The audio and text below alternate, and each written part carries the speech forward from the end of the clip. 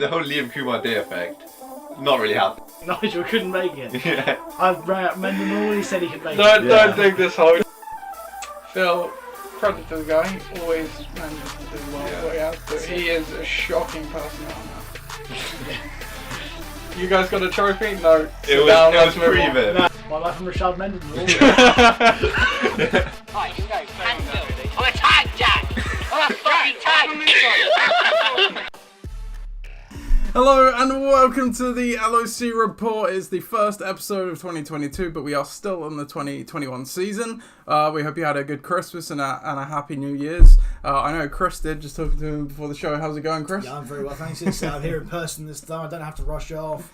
I've got crazy stuff going on, so yeah, it's been a fun time, weird time. We're in 2022. Yeah. This is like science fiction. It is, yeah, and me and Becky were kind of saying yesterday, it feels ever since the start of 2020 with COVID, it's just been a bit of a blur. It's still... They've all kind of merged into one. It's like we're in the Matrix, and now, and it's... Yeah, I mean, it's definitely it's definitely a strange one. Perhaps more positive times will to come, or certainly more normal times to come in 2022. But yes, a big year for some. So yeah, absolutely. Yeah, you've got your wedding this year. I do. As does somebody else who's escaped my memory. Probably one of Becky's work colleagues, actually. No one else in the league. Actually, maybe someone else in the... No one else in the league. No one else in the league. I don't think. But, you know, I mean, that's good. You know, that's a unique thing. So. Yeah, got that to build up to in the off-season. Yeah, wonderful. Yes, that's definitely going to take my time up. So, yeah. Yeah, definitely. But yeah, before we get to all that, we've got LOC season to finish. So, obviously, we had... the semi-finals last week. The Corona Bowl XIII will be this week. We will do the news after we do the recaps like we did with last week's episode. So we'll just dive straight into those recaps then. And we'll start with the Friendship Bowl, which we did anoint the marquee matchup of the week, even though there was only 2 games. Here it is. Forge Flyers took on Ixan in the semi-final 1 game, the marquee matchup of the semi-finals. The Friendship Bowl, of course, another edition of that, the 3rd this season, as they were division rivals for the year. And Ixan did take it. The wildcard team takes down the number 1 seed, 145 points to 113. Massively impressive score, one of the highest we've seen this season, and what a time to get it. Josh Allen, he got 37 points. Ronald Jones, 14. Nick Chubb, 24. T. Higgins, 31. Damian Harris, 28. Obviously, that massive 145. Amazing, he had 3 players who scored less than 5 points alongside that as well. On the other side of the board, a good score by all accounts for Chris, but obviously just got completely blown out of the water. Aaron Rodgers got 26 points, Joe Mixon 25 points, Cooper Kupp 11 points, and the Cowboys D 28 points as well, but unfortunately not enough playing against Ixan. So Ixan marches on the second playoff win of the season. They're going to the Corona Bowl. Meanwhile, unfortunately, Chris departs here. The record all time between these two now. Ixan picks up a rare win over Forge Flies, making it 5-14 all time. And Chris, you got your pick right. I got it wrong and also lost my luck. Well, I had a feeling from the start, to be honest. You did call it, yep. Yeah, I'm glad that my senses were correct. However, I didn't think that he was 145. I mean, you know, so that is quite a total. You know, the writing was on the wall really from the start. Nick Chubb went for that massive score on Christmas Day. Went for nearly 25 points on Christmas Day. And it's just kind of replicated the whole time for Ben. You know, so T. Higgins scored a massive time. I mean, I know Joe Burrow threw for like the 5th or 5th. He went over 500. Yeah. It's one of the highest. Yes, one of the highest totals you'll see in NFL history. Yeah. Let alone the season, year, decade. You know, it's up there. It's up there, the annals of time. So, you know, for that to happen on that particular day.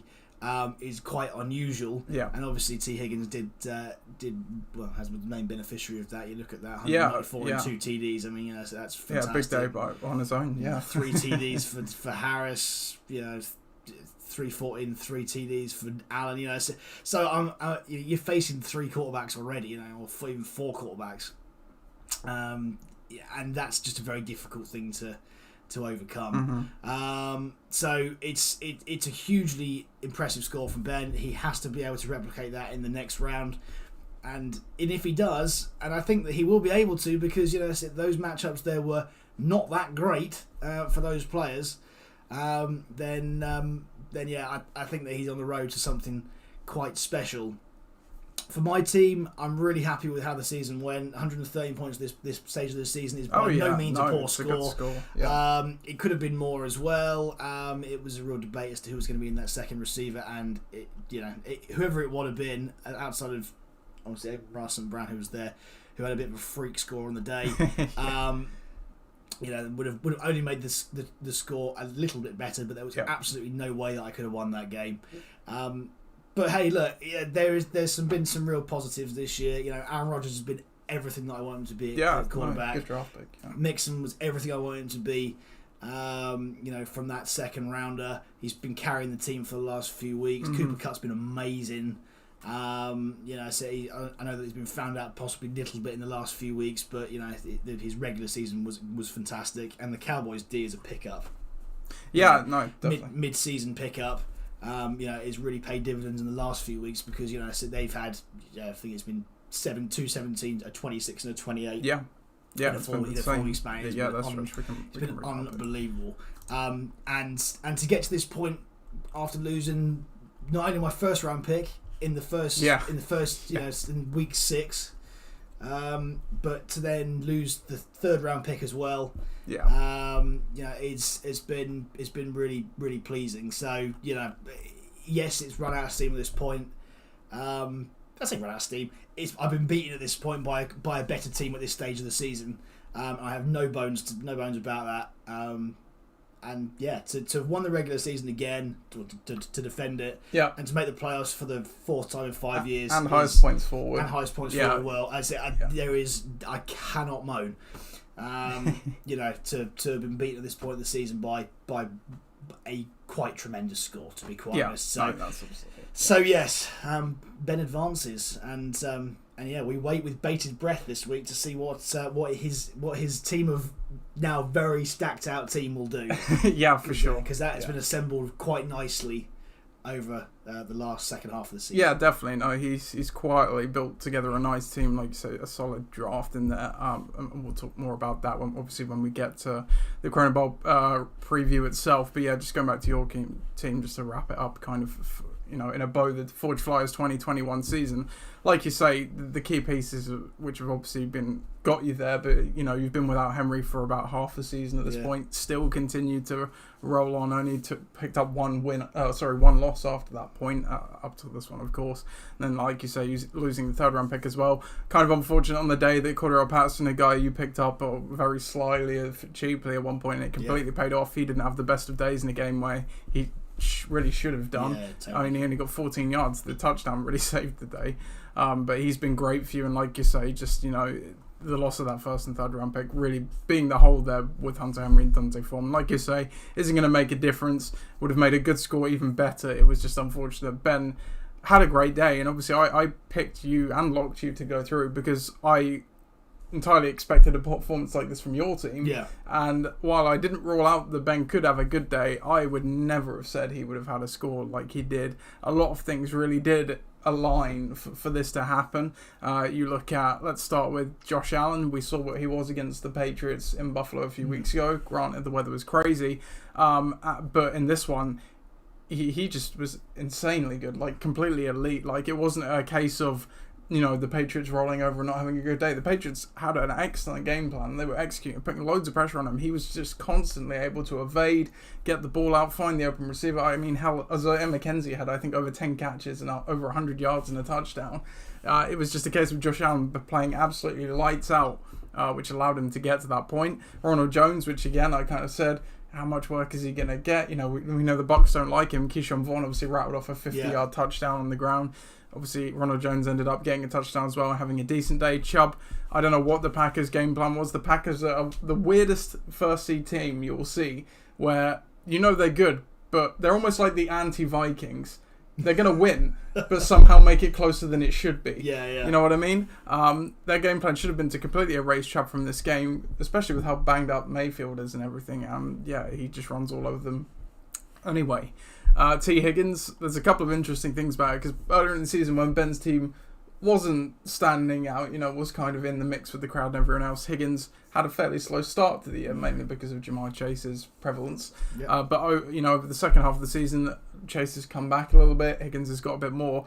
But also alongside that, we see the Bengals letting Joe Burrow be Joe Burrow a bit more than they have done earlier in the season. Obviously, we saw the result of that last week, turning him loose. So he's really come through for Ben, which, again, has just been a continuation of that. And then Damien Harris as well.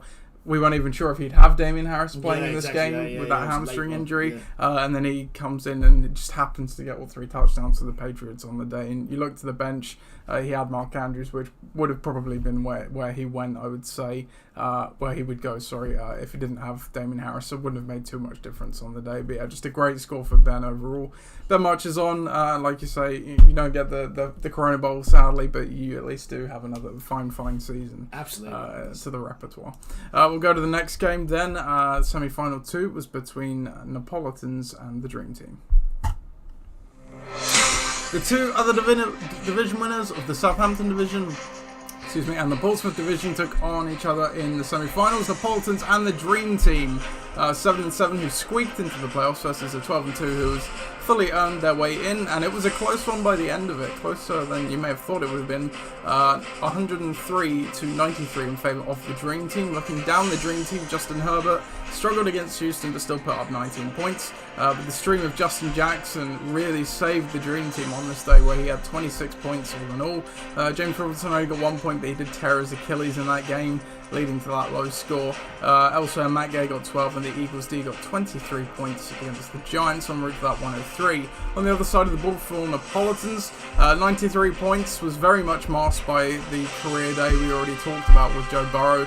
525 yards, 4 passing touchdowns and 11 rushing yards equals 46 points, making up just under half of Neapolitan's points on the day. Jonathan Taylor didn't have as momentous a game as he ordinarily or has done of late. He only got 11 points. Devontae Smith 14 points. Greg Joseph 12 points en route to that 93. So a close one, but not enough. We both picked the Dream Team. You locked the Dream Team, Chris, and the Dream Team is now 2-0 all time against Neapolitans. Oh, this is it. This is the pickups of the week here by Viv. I mean, say the Eagles D and Justin Jackson has absolutely won the week. Yeah. Because this, for a long time, was not going his way. No. We can bring up the chart here as well before we go. The chart doesn't load. That's comical. There it is. So we have. There we go. There's the chart. Like, that's the chart for the. Yeah, so you can see it. That's not for the right game. That's not the right game. Why would you do that to me? There it is. As you can see, close pretty much all the way to the end. Indeed, yeah. And it just about got him across the line. I think that Viv's got out of jail on this one in a massive way. I mean, I know that he's coached his way to this victory, and Dave possibly hasn't done with that Patriots D over there. It's a little bit risky in the first place anyway, but we'll come back to that. Yeah, but yeah, look, I think that those two wave moves there have been it, because everything else there just wasn't there. Yeah. You know, that KC game was weird for Hill. I know that he was coming back from the COVID thing, and they possibly knew that. Williams has been great for him all year. Again, it didn't do that much on the day. Not very productive in a pretty stagnant offense. James Robinson going down is a real problem at this point of the season. Let's be honest. Yeah, and it was we kind of spoke about it with James Robinson under Urban Meyer. It was just, we kind of said he's not really of value, and then Urban Meyer gets fired, and we're like, well, you said it in the chat. I think I said it on the solo pod I did. Perfect timing for him, because Robinson becomes at least an RB2, and now he's had this injury. Yeah, the worst of times. Terrible timing. You know, so, yes, Justin Jackson's going to be in there for a week, and then Eckler's going to come back. So you know, but we're not going to detract from that. Is that the fact is that they've played who he needed to play at the right time in the right game, and he's got himself a 10-point margin.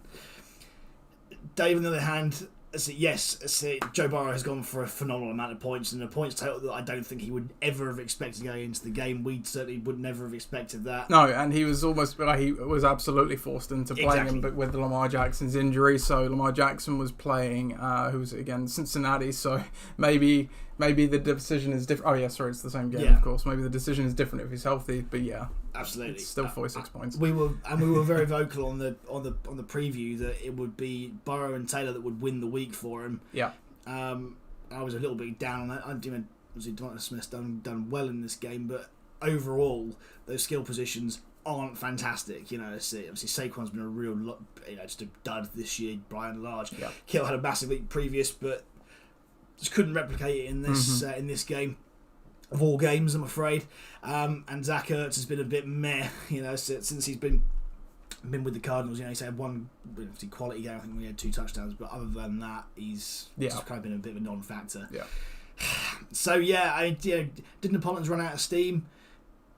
I think they probably did. I think Jonathan Taylor, we were riding Jonathan Taylor's success for the mid part of the season where he got himself to that position. Yeah. But in this point where it really counted, unfortunately, the play that has absolutely cost him here is that Patriots defense, which scored nothing in comparison to the Eagles' D on the other side, which was 23, and they both had the opportunity to go and pick him up, and the Pollens didn't do so.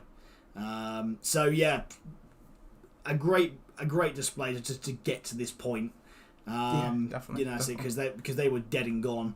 So by the halfway point of the season, to get to this game and to have a sniff of winning, they had more than a sniff of winning this game. Absolutely. At one point. Yeah, and is testament to how well they did. When they were fit, healthy, and Jonathan Taylor was let loose. Yeah, absolutely. No, you're right. And a few things. So obviously, in terms of the supporting cast, they've been quite hampered by injury and COVID and whatnot. So they didn't. I wouldn't say the starting lineup was a weakened version. Ertz was the only guy in there who's not been a part of the band that helped him turn around the season and win those 6 or 7 games down the stretch. But yeah, like you say, Jonathan Taylor, it's crazy to say 11 points is a bad day, because usually if a player gets 11 points, you're pretty happy, especially if it's 108 yards. He's just not got a touchdown on the day. That's more or less the difference in this game, you could say. Obviously, as you said, you can point to some other things like with the Patriots D. On the one hand, I completely get why he's played them, because obviously what they did to Buffalo the few weeks previous. But the weather's the factor. The weather was the factor. The weather wasn't meant to be great in July either, but markedly better than it was in Buffalo. And again, it just comes back to what I said about Ben's team, about Josh Allen. It wasn't a case the Patriots team played bad. It's just Josh Allen played that well. Yeah. And the Bills haven't always looked like they've been a very, very schizophrenic team this season. One week you'll get a really good outing like that, Josh Allen absolutely rises and plays like a top 5 quarterback that he is, and then other weeks it's just not working. It's out of sync. It doesn't look right. This was just one week where they got it completely right, and unfortunately for Dave, as you say, it's resulted in that 0 points. But yeah, and you look at Taylor, Kittle as well, a guy who's certainly been part of that resurgence slightly, didn't have a good day. From the start, it looked like, this is the dream teams to lose after that Thursday night game, but credit to Dave, albeit mainly because of Joe Burrow, to make it interesting at least.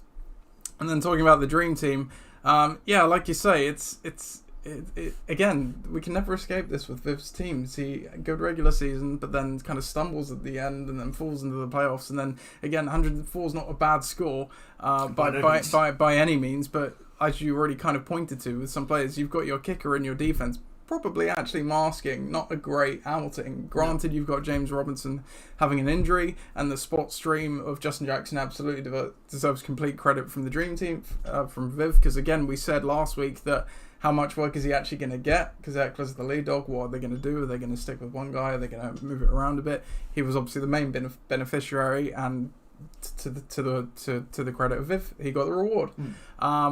But yeah, without that special teams, without that stream, the core guys did pretty much nothing in this game. Herbert's been a bit like Josh Allen, really. Yes. It's gone a bit more under the radar, where it's quite schizophrenic. He can play well but not get points. And clearly he didn't play that well in this one because they lost to Houston. Tyreek Hill has, again, been much the same. Viv's teams always seem to be like this. You have the streaky players that when they're on, when they're not, they're not. And it kind of leveled out with some other areas boosting them up. So we'll see what happens in the preview as well. You look to the bench, you did have some options. Obviously, Hurts has been playing quite well, certainly from a fantasy point of view. And then he picked up Chase Edmonds as well, especially with the James Conner injury. So that's going to help, obviously, mask the loss of James Robinson, perhaps. But yeah, the Dream Team roll on, and yeah, just to wrap up Neapolitans as a kind of a season recap, like you say, starting the way they did, I think it was 0-5 before they got their first win, and then they obviously rattled off 6 or 7 down the stretch to just about win the division and take it to the end. So, and it wasn't really a case of Dave doing badly in those first 5 weeks even. No. Obviously, Barkley took a few weeks. There's some things. There was that weird stretch where Taylor wasn't getting any touchdowns despite getting goal line carries. Barkley was obviously coming back from the injury really still, and then he got injured again. Obviously Kittle kind of had a slow start. I think he was a bit banged up at the start of the season as well. So there were quite a few things that culminated behind that. So I think it was more, leveling out down their stretch. Obviously it looks very good in a silo, but if you take the whole season as an average 7-7, I think it's an absolutely fair result for Dave's team. But as we say, just right at the end here, it just didn't quite fall their way, and the Dream Team advances. So they sure do. And say one of the 12-win teams got to get there. So yeah, exactly. A travesty otherwise. But for sure. So we will go to the league news now. So in order to do that, I obviously need my jingle.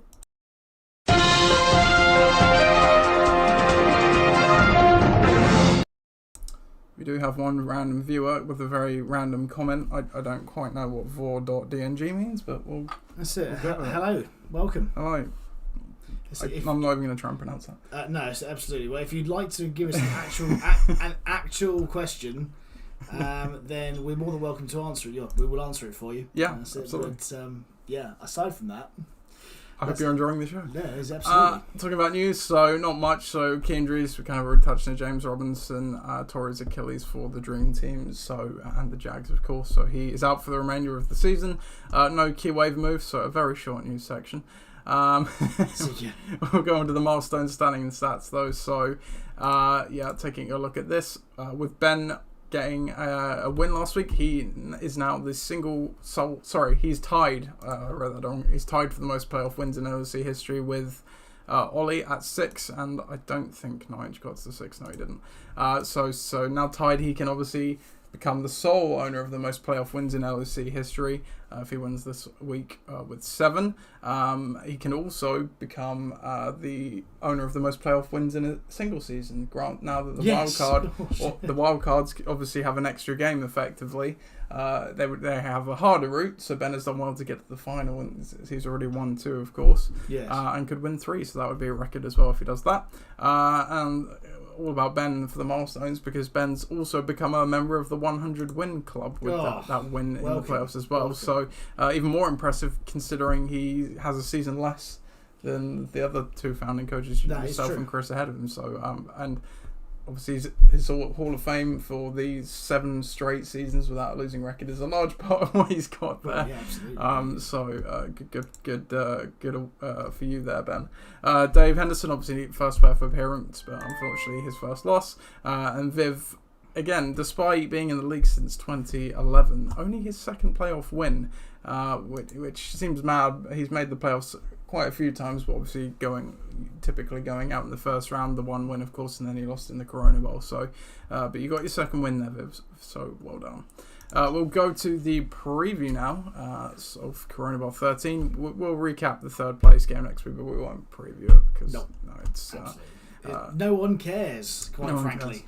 We do have a full week of consolation games as well, though. So for anyone else who still cares to play, you can still.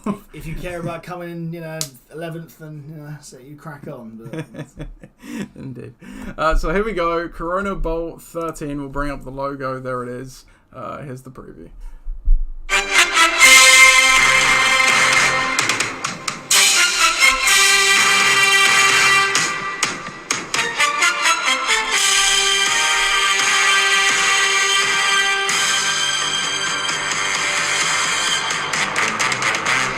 Ixan take on the Dream Team in a contest to hoist Corona Bowl 13. Ixan already won it once, of course, looking for their second. Meanwhile, Viv still searching for that elusive first Corona Bowl victory. They're both coming in hot. Ixan 4 wins. The Dream Team 5 wins, 12-2 versus 9-5, and obviously Ixan's come the hard route via the wild card here, and they're projected to win the whole thing, 97-88. Let's take a look at the rosters. Starting with Ixan, Mark Andrews comes into the lineup in favour of Tyler Lockett, who goes to the bench. Unchanged elsewhere, so it's a 31 personnel, 3 running backs, a tight end and a wide receiver. On the other side of the ball for the Dream Team, Austin Eckler comes back off the COVID list and into the starting lineup for Justin Jackson.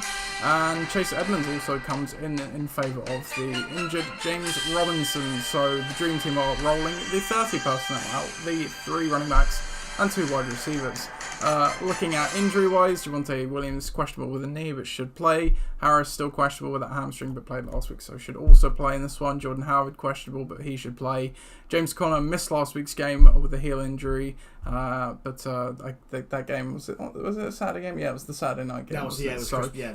Another day of rest. He should be back this week. The history of this matchup all time. Let's go with Ixan. They are 4-9 all time against the Dream Team. But they were 4-14 against Forge Fires last week. It means nothing at this point. It means nothing. Nothing at this point.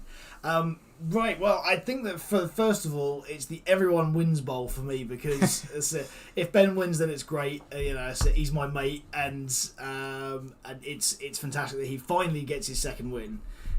Because there was one year where he should have won and absolutely got scammed out of it by injuries. Yeah. This time, it doesn't appear as though that's going to happen. Whilst Viv obviously has seldom been here, and is long overdue a win, let's be honest. He's had several good teams. Yeah. He's the sole remaining 12-win team. Throughout this entire season, he's done everything right. But let's go through it and let's see what we can decipher. So let's start with Ben's team. And on the face of it, there are some really decent plum matchups here, but that's it. I will caveat it with but. That's it. You have still got, that's it, question marks over Lamar Jackson. Joe Burrow is not going to go for 525 yards this week, playing against Kansas City's defense. And Damien Harris has still question marks over him in the remaining parts of the season, playing against Jacksonville, who, let's be honest, are dead and buried. So, I think that if the game script goes the way that last week's did, where they're pretty run heavy and Harris is fit against Jacksonville, he could have a hilarious time. A real hilarious time. But the problem you've got there is that are they going to be so far up and not going to need him? Last week it wasn't the case because they were still kind of fighting to get back for points. Yeah. And he was their guy to get back in there. But I don't think that's going to be the case this week. I think it's going to be a much easier game. This week as well, Raimondo Stevenson was on the COVID list last week, so he's back, and we know that the Patriots like to work him in. But Harris is the superior back, but for sure. It definitely comes more of a committee when he's there. Absolutely right. That's it. Yeah, it's not going to have it all his way. And Raimondo Stevenson is a big body guy, that's it. So you'd like to think that he's going to get at least one of the goal line chances. And there's going to be plenty of chances for them in this game, playing at home. Higgins has been great for the last part of the season, but KC's defense is superior to. Well, they've had a great second half of the season. Absolutely, they've turned it around after their bye, and they've been just a different unit. I mean, Baltimore last week, they've been absolutely ravaged. Obviously, it's secondary with injuries, but KC haven't had that, and they've been going after quarterbacks, left, right, and centre for the last 4 or 5 weeks. So, expect it to be a much more difficult game for Cincinnati this week. So again. Same with Baltimore. Who knows who's playing at quarterback? If it's Lamar, it's probably okay, but they're still playing LA and they're still playing at home. I know that it's these cross country games for West Coast teams are difficult, but that LA defense is still extremely potent, and we mustn't forget as well. Cleveland have got their offensive woes. Yes, Chubb is the guy. Yes, Chubb is the one they're going to go through. Kareem Hunt was on the COVID list. That's it. Is he back this week? Yeah, I believe so. I'll check. That's it. My gut feeling is that he's back this week. But again, we've seen that where they've been a bit more of a split in the same way that Harris and Stevenson do it. Yeah. Hunt and Chubb do it too. Playing against, again, a difficult Pittsburgh defense.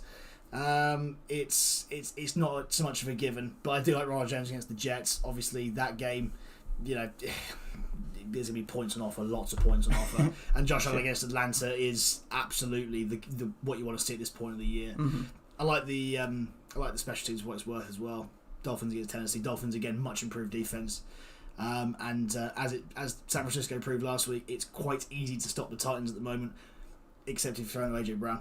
Yeah, sure. Hunt is questionable, by the way. It was his ankle that's been keeping him out. I think he went on the COVID list and came off, but the ankle is the issue. So he first practiced yesterday for the first time since injury. Okay, so maybe plays. It's not a given if he plays, and I say Chubb's much better if he doesn't. Mm-hmm. Obviously, I said the outlook for that.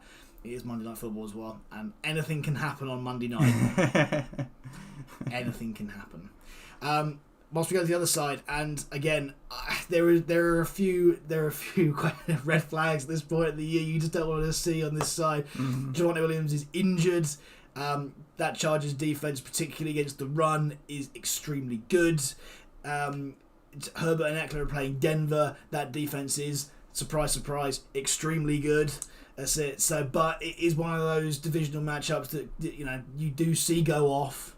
And there should be plenty of offense because Denver's offense isn't very good. Yeah, in Mile High, the Denver defense did shut down the Chargers offense to some degree. Herbert and Eckler still had okay days by the end of it, but this one's in LA, so maybe it's a bit different. It could be a bit of a bit more skewed. I don't know, but you can't ever rule out that. And obviously, Vic Fangio's extremely good. He is a good defensive coach. Yeah. So if there's one unit that's got the potential to stop those guys, it's them. Hill against Cincinnati again. We saw last week that his usage was a bit spotty. This week, he needs much bigger week. His projection is way down in comparison to some of the projections you've seen throughout the course of the year. Because I think that they realise that he does have that very, very boom or bust potential right now. And again, Cincinnati's defense has been sneakily all right as well. So you can't give. You can't say he's going to score 10 points or big touchdown in that game. Same with Jamar Chase. We've seen him trend down. T. Higgins has been trending up in the last 6 or 7 weeks. So he's been one of the bargains of the season that Viv picked up, and he's got his value out of him. And don't get me wrong, Burrow's still going to be looking for him. But again, in a much more difficult matchup than what we saw last week. And Chase Edmonds, his only real value, I think, is if Connor is out. For sure, yeah. Ollie can attest to that he was largely useless for much of the season because he was the between the 20s guy, and they got close, and James Conner comes in and runs it in. Again, the defense and special teams, I like that. Obviously, the Eagles bailed him out Bellman's problems last week. They're playing Washington in all sorts of problems. We saw the Cowboys just take them apart last week. Yeah. So there's no reason why the Eagles can't do that as well, or at least tap into that as well. And if we consider that if Connor plays, then Ben may be tempted to play him as well. It would be he'd have to bench one of the running backs, obviously. Yeah, maybe Ronald Jones is the one you bench. I don't know if you would against the Jets. I don't know. It's tough, isn't it? It's one of those you'd say it's a real risk if that happens. Similarly, you would then be forced to play in McLaurin against Philly if Edmonds has to sit, and again, I'm not particularly sure that's a good play right now. So yeah, I think all things considered in this, and it seems crazy that a 12-win team, we have to write off their chances like this. But I do think that Ben's team has been on the up for several weeks, and certainly in the last 3. I think that the components that he needs to win the game are probably there. It's certainly going to be less of a points total than it was last week, but I do think that they're going to get it. I look at it in the cold light of day right now. Ixon are just the better team, and it pains me to say that really, because Viv's done ever so well to get to this point, and usually when you get a team like that that's got to this point, you should give him a bit more credit. But I really don't like the fact that at this point of the year that there could well be a position in that team, and I look at Chase Edmonds' position that could be completely redundant come the start of the game, and then you've got to play somebody who's just either not in form or just isn't worth starting, and that's a problem for me. Yeah, I mean, it's the James Robinson injury effect. They kind of look like Neapolitans did last week now, where they had the core there, but there was nothing behind it, and we saw that with the Zach Ertz play, and that's exactly what we're seeing with the Dream Team. Sticking on their side, look, I think you can see the team having a decent day. Is it going to have a great day? I don't know. For me, it wouldn't surprise me to see if he actually brings in Jalen Hurts for Justin Herbert. I think he's got the better floor and the better ceiling. Yep, fancy-wise, and you spread the risk around. Eckler should do well either way, even if the Denver defense does have a good day. Javonte Williams. Now, the Chargers defense is a bit of a run funnel. They're not bad against the run, but they do force teams to run against them, and in terms of averages, they're okay. So Williams could have a decent day in this one. Of course, he's got to contend with Melvin Gordon as well, which has been the constant throughout the season. So he could have a nice day, or he could have some yards and no touchdowns. Hill, as you already said, so boom or bust really this season. Overall numbers look okay, but he hasn't been as consistent in season past. Chase has obviously taken a step back compared to his start, and T. Higgins is getting more, which is obviously to Ben's benefit here. And you say about that fifth spot as well. So I think Viv can have a decent day. Again, my question is what Iksan is going to turn up. Last week, I couldn't really see where all the points were going to come from. A lot of things went right for Ben, and I completely agree. You can see that avenue happening again with some of the matchups and the players they have here. Allen against Atlanta should be a great game. Jones against the Jets, providing he still gets the same amount of work, should be great. Chubb's going to get the volume either way. Harris, as you say, a great matchup there. Andrews has been good with Tyler Huntley, and then Higgins as well. But you kind of flip it on its head. There's still this nagging thing with Ben's team that I can't put my finger on. Yep. That I just see more downside for some reason. Allen has been much better of late, and if we bring it up here, but in terms of chasing the highs and the lows, maybe he is due a slightly worse game. He's had 3 great games in a row now, but you can see up to that point in the season he was quite up and down. Is this Atlanta game a bit of a trap game where you see it all the time, where the games you don't have to get up for them, the games where you're not playing a great opponent, are the ones where you have the bad performances because you don't gear yourself up to have that great day.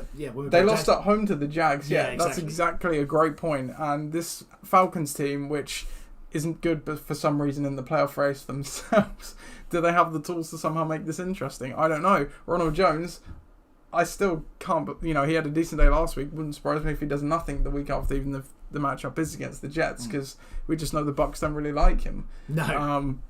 It's just true. Chubb, again, he's going to get the volume, but like we saw earlier in the season, he wasn't necessarily having good days. Pittsburgh is a tougher test, so we'll see. And it's, subplot to this, supposedly Big Ben's last home game, does that have some effect on the team as a whole? After just getting completely humiliated by Kansas City the week before. There's that element. The Browns themselves are a bit Jekyll and Hyde. Well, especially at quarterback. I mean, Baker has been absolutely woeful for, at least 4 weeks. Yeah, exactly. Mark Andrews, like you said, for large parts of the season has just been a complete non-entity. Tyler Huntley has been better for him, but as you say, the matchup here again isn't great, so I don't know. T. Higgins, playing against a much improved Kansas defense, like you said. Is he second fiddle? Is he not? Who knows? He's probably the one guy that I'm actually kind of more okay with in Ben's lineup. But then Damien Harris, again, you can say, what he did last week, 28 points, you can see that happening. But you can also see the scenario, as you said, it's Jacksonville. Are they going to perhaps run Raimondo Stevenson more, get Brandon Bolden, JJ Taylor involved perhaps? Are they going to get up and then just rest him? He's still obviously dealing with the hamstring to a degree. They want to keep him fresh and healthy for a playoff run. Yeah, for sure. On the flip side of that, New England, what do we see after New England comes off of losses? They absolutely like to blow the doors off you and prove a point. They've come off 2 losses now against 2 playoff teams effectively, and Bill's going to hate that. But is absolutely drubbing the Jags going to prove much? Probably not. It's going to happen either way. You've got to think. Do they maybe try and get Mac Jones going a bit more though? Because obviously he's not been, when he's needed to step up in the last 2 games, he's not been able to. So do you use this opportunity as almost a preseason game effectively to get things going like that? Who knows? And then the Dolphins defense as well. you're completely right. The Dolphins have had a great resurgence, and I've obviously streamed them a couple of times as well over the last few months. But you've got to look at their opponents of who they've been playing, and this is a thing that if you've listened to the Around the NFL podcast, they've been very keying in on the opposition that they have played, and it's annoying that this is blocking the view, but I will show. So, since week 9, they have played Houston. I don't know if Taylor was back for that one, but even then Davis Mills was there. The Baltimore game, which is the Thursday night game, fair credit on that one, but then they've played the Jets, Carolina with Cam Newton back, the Giants. I'm not sure if Daniel Jones was even in that game either. And then out of the bye, they played... who's that? They played the Jets again, New Orleans with Ian Book. So, although they've been great over that stretch, what have they played? Trash. Complete trash. How real is this? I think the Dolphins are better than they were earlier in the season, no doubt. But, you know, when you're playing that level of opposition for that length of time as well, let's not forget that. And now you face a tougher test against Tennessee. It's going to be an interesting game, you know, in itself, because, you know, Tennessee obviously haven't been great on offense since Henry went down, and certainly without Brown. Brown should be playing. Jones is that, so the passing game is there. Can the offensive line, which hasn't done great pass blocking wise, contend with this Dolphins defense? And then can Tannehill beat the Dolphins? We also mustn't forget this game is massive for both their playoff run. This is an absolute AFC playoff shootout between Tennessee and Miami, and basically whoever wins the game goes to the wild card. That means something as well. I think Tennessee have got to come out of the traps here and attack like they haven't done for the last 8 or 9 weeks since Henry went down. Because they have to. Because they have to. I think that the Dolphins are again much improved on both sides of the ball. Let's not. You know, and they got the opportunity to stay, for the defense to stay off the field for longer. But at the same time, and what we saw last week against the 49ers was that when Tennessee turned it on and started to pass the ball, that's it. They had much better. And I know that the Dolphins have got a quality secondary. There is no doubt about that. You know, that's it. They've got the best paid, best players in the league. But you have to be able to do it. As I say, against a middling team. Tennessee are a middling team at this point. They're not elite, you know, because they were at the beginning of the season. I would absolutely say it, because stopping Henry looked impossible. But it's definitely one of those turning points for both teams, because I think that obviously Viv's got a massive advantage in that department this week. The Eagles are going to do absolutely fine. They're going to flatten. Antonio Gibson's not there as well. He's on the COVID list, so forget about it. It's, so, and I think I'm actually going to... Ben's probably going to like this, because whenever I pick against Ben, seemingly he wins, as was the case. Although I did pick him in the World Cup round, but I'm going to go with the Dream Team this week, just because the upside is tantalising there for Ixan, which I didn't see last week. It's almost the reverse argument. I can see it this week, but maybe I was right the last week. You know what I mean? Whereas Viv's team, these two teams on their day, I would say, Ben's team is going to win definitely 9 out of 10 times.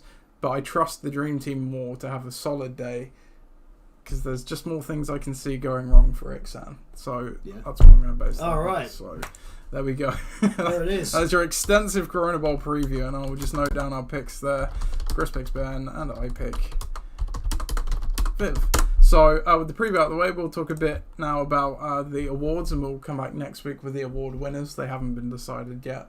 The committee will probably do that at some point over Facebook. So we'll start off with Coach of the Year. So we're going to kind of strip GM to be less results oriented, but more about the roster structure, and then Coach of the Year less about, you know, including assembling of the team, but just streaming counts for this one, obviously. But just more about team management, coach score, things like that. So we had the 4 nominees of yourself, Viv, Ben, and Pat. Just speaking quickly about you, so you obviously had a 12-2 record, regular season winner, highest points forward. In your coach score ranking, I believe you were number 2 overall, so pretty good in that point as well. And you obviously had your patented good streams along the way.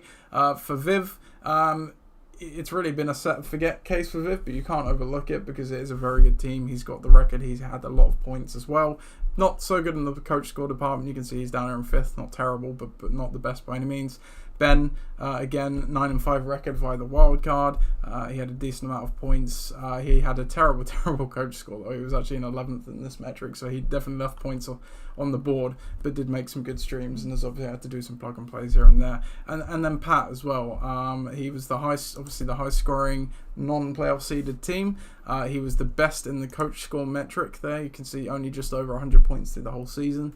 And he obviously dealt with a myriad of injuries. I should have said with yours as well. Obviously, you lost your first round pick halfway through, and then your 3rd round pick a bit later. But Pat, very much the same. Played much of the year without McCaffrey and some other players as well. Yes. So, what do you make of the coach of the year? Yeah, I think that is largely right. I mean, everybody who's had a solid season is there. Yep. Well, I guess we'll see. There you go.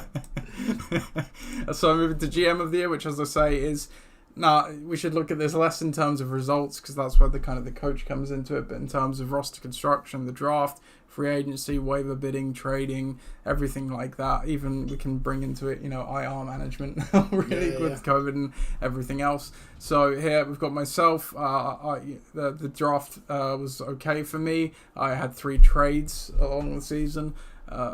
As we went, and then some good waiver additions as well. Obviously, Elijah Mitchell was spinning quarterbacks each and every week, but sadly never found a good one, which didn't help. And as always, I led the league in the number of transactions, wave moves. Ollie, it kind of feels odd to put Ollie in this category, but Ollie's team was bad for a lot of the season. He was dealing with not some great stuff, yet still had a 5-9 record. And by the end of the season, the team actually wasn't too bad.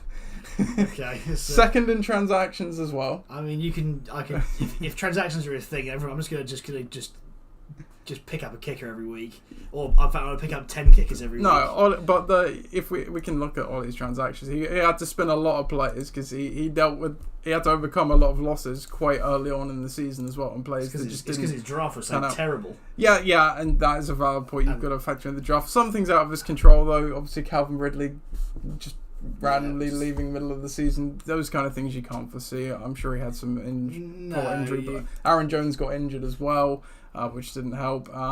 He picked up OBJ, let's not forget, at the exact right point. You can see that it's mainly not kickers here. I'm not seeing many kickers. I mean, you can pick up as many people as you want for your bench, but ultimately, if you finish with a losing record and your draft shit, then that's it. You're out. Fair enough. You're on this nomination as well, so you obviously had a very good draft and some key free agent additions, most notably Cordero Patterson, and then Coach Sheridan here as well had a decent draft and obviously executed a trade there. Yes. With Josh Jacobs or Tyler Lockett. So what do you make of the GM of the year? Yeah, I think we can forget Ollie. I think I'm pretty I'm pretty strong on that opinion. So yeah, if you come, especially if you could come last in the league as well and win GM of the year, which would be ridiculous. But he wasn't last in the league. He could be last in the league. Yeah, he could finish last in the league. Oh, it was in through the consolation. Through the consolation bracket, okay. He could literally finish, but stone dead last. Yeah, I didn't realise he was in that place game. Yeah, the 11th place game. Yeah, yep. So he could come 12th and win something like that. Nah, not for me.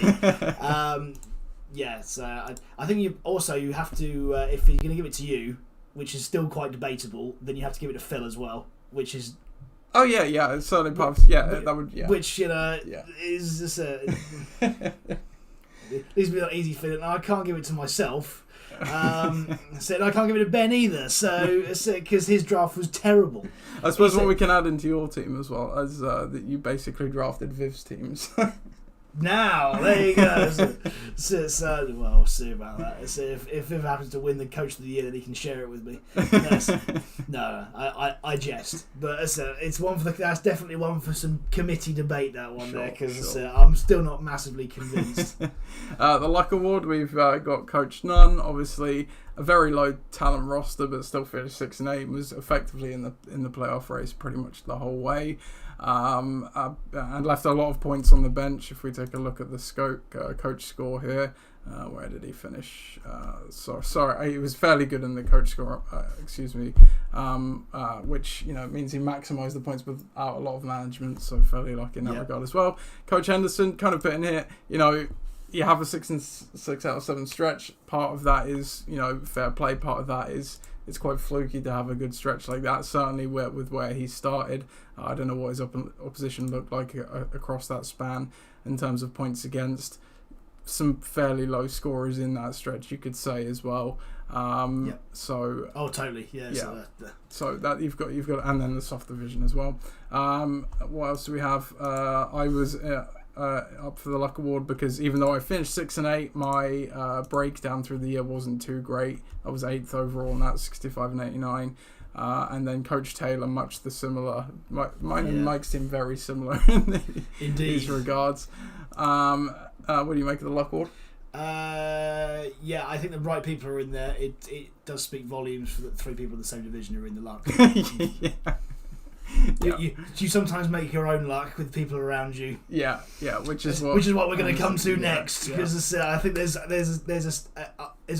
a number one winner for this particular award. Sure. Yeah. So the comeback award, Coach Henderson obviously went 7-1 after a 1-6 start to make the playoffs.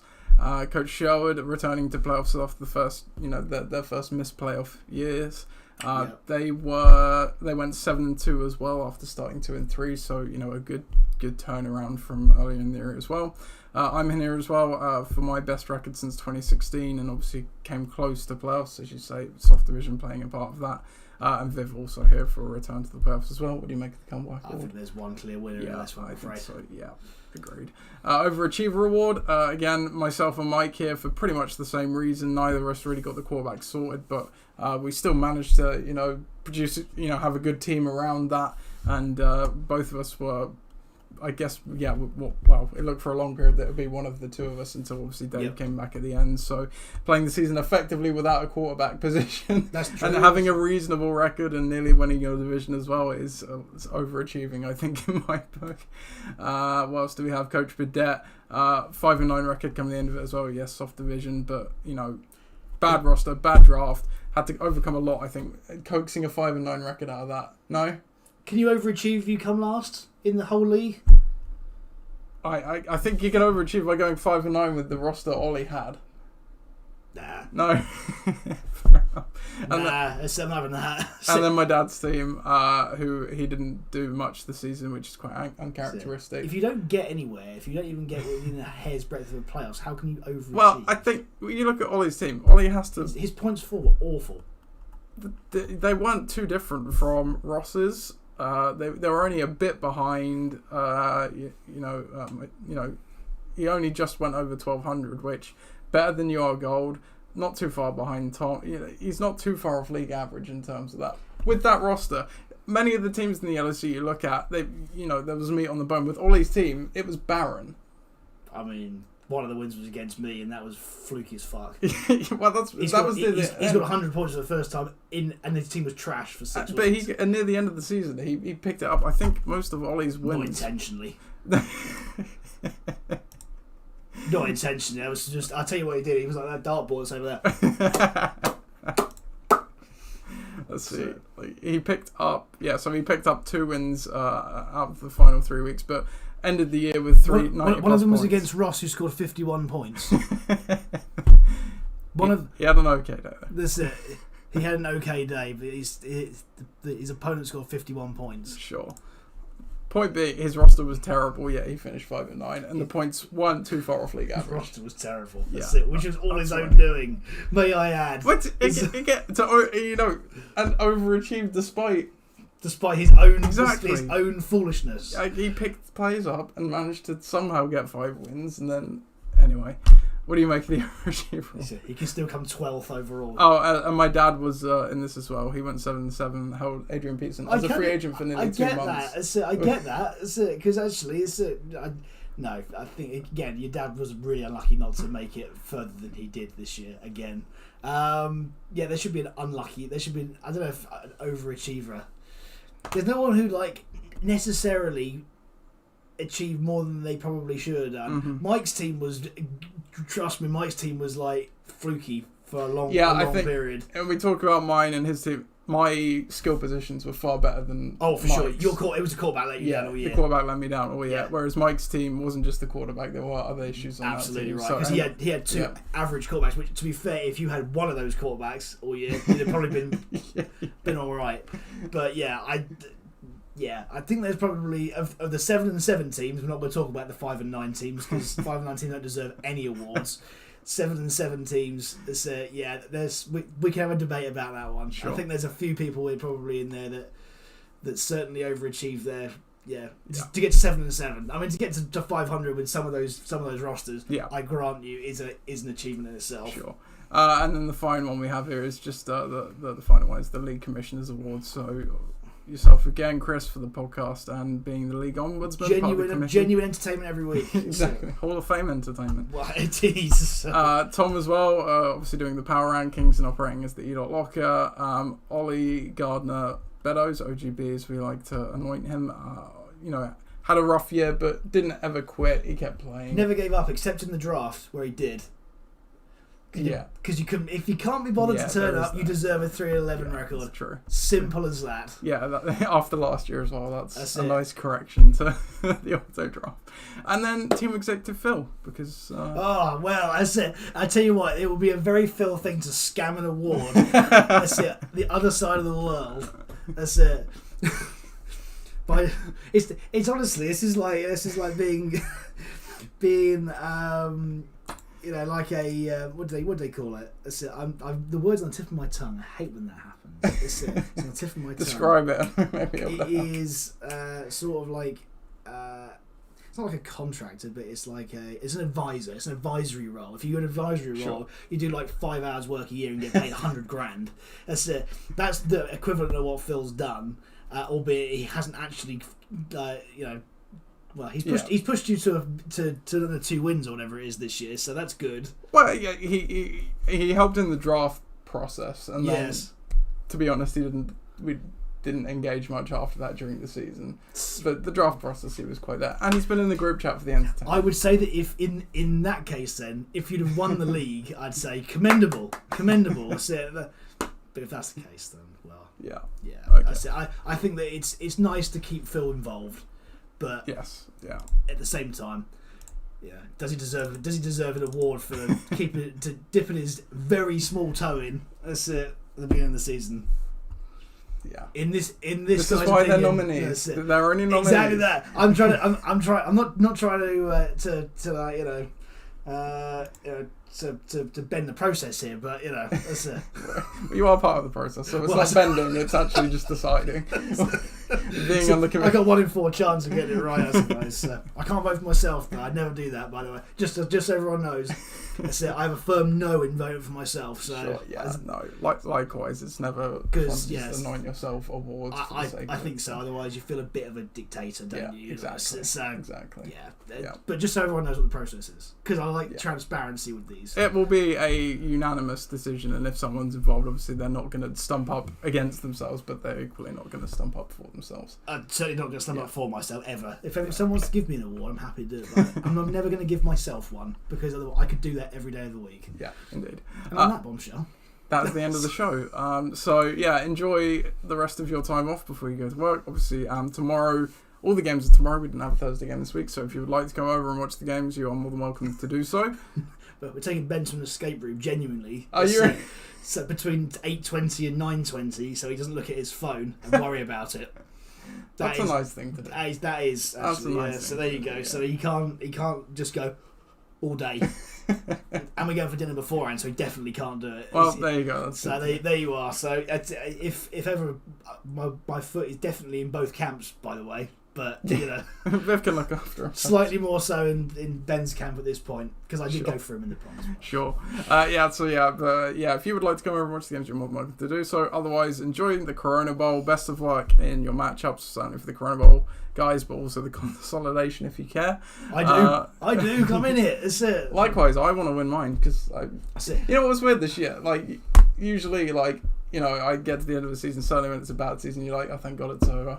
It's just nice to, not have to worry about it now. And I this year, where it was kind of frustrating, obviously, as we said, I just couldn't get the quarterback, which would have absolutely taken me over the line. Yeah. I thought, when I got to the end of the season, I thought, oh, thank God this is over, because it's just been an absolute ball. Like, I actually found, for the first year, really enjoyable just playing, just going through the process and doing it. And when you got nothing to lose, then you do find that if only people, I mean, that's what you should do. Like most of the year, just play like you got nothing to lose. Yeah, it's true.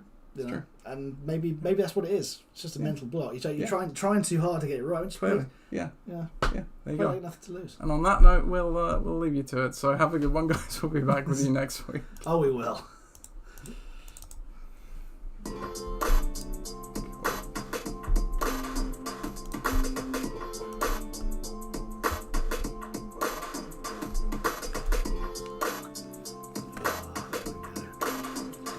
I think next year I will cut the nominees to 3.